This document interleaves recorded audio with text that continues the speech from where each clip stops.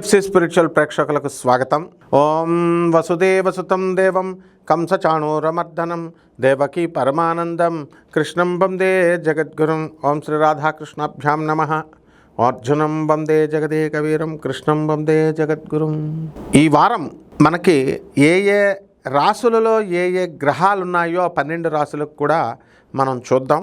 మొట్టమొదటగా శని వక్రించి మీనరాశిలో, రాహు కుంభరాశిలో, గురుడు మిథున రాశిలో, మరి కేతువు సింహరాశిలో, రవి కుజ బుధ గ్రహాలు తులారాశిలో, అలాగే శుక్రుడు మనకి ఈ కన్యా రాశిలో ఉండడం అనేటటువంటిది జరిగింది. దీన్ని బట్టి 12 రాశుల వారందరికీ కూడా విడివిడిగా ఏ రాశుల వారికి ఎలా ఉందో ఈ వారం చూద్దాం.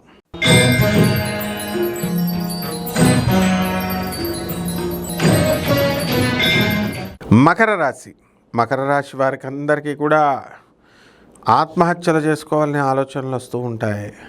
పనిలో సక్సెస్ రావట్లేదనే ఆలోచనలు వస్తూ ఉంటాయి, జాగ్రత్త. అలాగే మకర రాశి వారందరూ కూడా ఒంటరిగా ఉంటున్నామండి, అసలు ఈ జీవితం ఎందుకండి నాకు అనిపించేస్తుందండి అని అంటున్నారు. అలా నిరాశపడి మనకి చెప్పడం కాదు, జాగ్రత్త నాయన అని చెప్పడం. పనిలో ఎక్కువ చేయండి, కష్టపడండి, ఆదాయాలు బ్రహ్మాండంగా పెరుగుతాయి.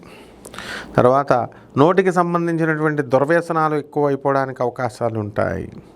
డ్రగ్స్, మందులు ఇలాంటివన్నీ అలవాటు చేయాలని కొంత చెత్త ఫ్రెండ్స్ పరిచయాలు అవుతూ ఉంటారు.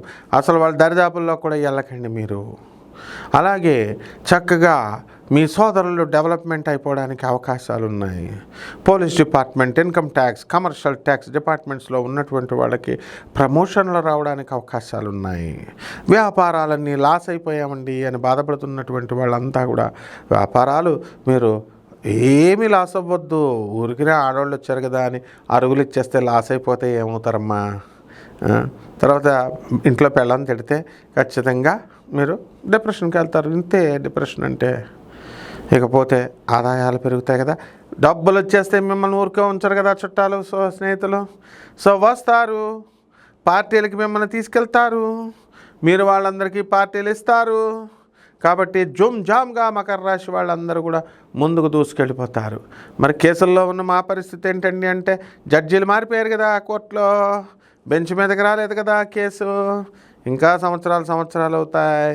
ఇది లాయర్లకు మంచి పండగ. లాయర్లకి మీరు అదే పెళ్ళని చెప్పినట్టు ఉంటే మీకు లాయర్ల దగ్గరికి వెళ్తురా. ఆడదు కదా మనం తొక్కేద్దాం వీళ్ళని, ఆడదు కదా మనం అమ్మాయికి మోసం చేసేద్దాం అనుకున్నారు, గుడ్డిది కదా అని. ఏమవుతుంది నాయన? పెళ్ళాము గుడ్డి దాన్ని చేసుకుంటే ఏమైనా రోజుకొక కట్నం లేకుండా గుడ్డమ్మే వస్తుంది కదా అని చేసుకుంటే రోజుకొక కొండ పగల కొడుతుందంట. ఆ విధంగా మరి ఈ యొక్క మకర రాశి వాళ్ళ పరిస్థితి ఉంటుంది. కాబట్టి పరిహారాలు ఏం చేసుకోవాలంటే, కేతు జపం చేసుకోండి, కేతు స్తోత్రాలు చదవండి. కేతువుకి కిలోం పావు ఏం కావాలా, ఉలవల్ని అన్ని రంగుల వస్త్రాలని ఇచ్చి పేద బ్రాహ్మణులకి మరి సోమవారం ఉదయం 7 గంటలకి దానం చేసుకోండి. గరిక గడ్డితో గణపతికి పూజ చేయండి. చక్కగా మీరు ఈ యొక్క అనుష్ఠానం చేసుకోవాలి. ధూమావతి అమ్మవారికి ఈ రకంగా చేసుకుంటే బ్రహ్మాండంగా ఉంటుంది. శుభమస్తు.